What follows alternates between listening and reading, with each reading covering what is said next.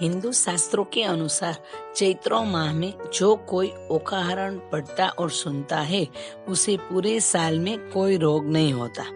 ये ओखाहरण क्या है और ओखा कौन थी? ओखा माता पार्वती की बेटी थी। इसके पीछे एक रोचक कहानी है। एक दिन महादेव जी को तप करने जाने का मन हुआ। यह सुनकर पार्वती जी बहुत रोने लगी और बोली, अरे शिव जी, मेरा यह जन्म कैसे कटेगा और मुझे एक भी संतान भी नहीं है। तब महादेव ने वरदान देते हुए कहा, आप एक पुत्र और एक पुत्री उपजाए। वरदान देकर महादेव जी वन में तप करने के लिए चले गए। माता पार्वती ने अपने दाहिने अंग से मेल लेकर अगड़ रूप बनाया, हाथ पांव और टुका कद बनाया।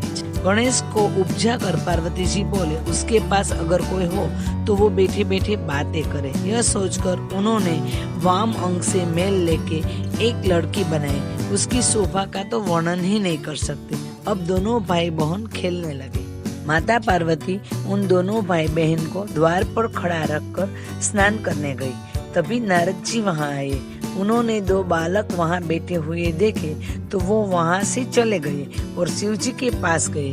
वहाँ जाकर उसने कहा, आप यहाँ वनवगड़े में घूम रहे हो और आपके बिना उमिया जी के पास दो बालक कहाँ से आए? महादेव जी गुस्से में आकर कैलाश पहुँचे तो वहाँ गणपति जी हाथ में खड़क लेकर खड़े थे।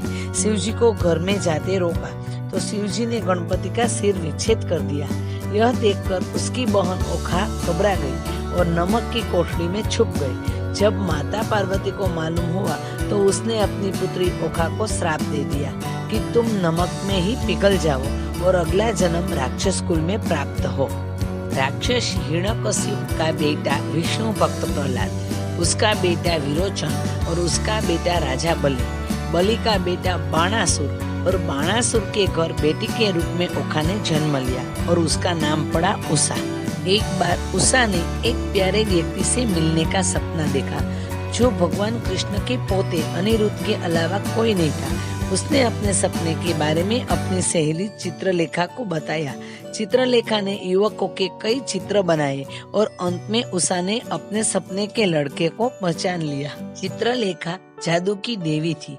अपनी जादुई शक्तियों के माध्यम से चित्रलेखा अनिरुद्ध को द्वारका से उषा के महल में ले आई।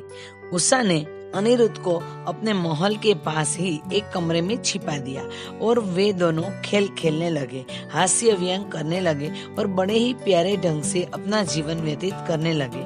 कालांतर में बाणासुर को अपने महल में अनिरुद्ध की उपस्थिति के बारे में पता चला और इसीलिए उसने उसे कारागार में डाल दिया। कुछ समय बाद भगवान कृष्ण ने बाणासुर से युद्ध किया और उसे हरा दिया और अंत में बाणासुर को अपनी गलती का एहसास हुआ और फिर उषा और अनिरुद्ध ने एक दूसरे के साथ विवाह किया।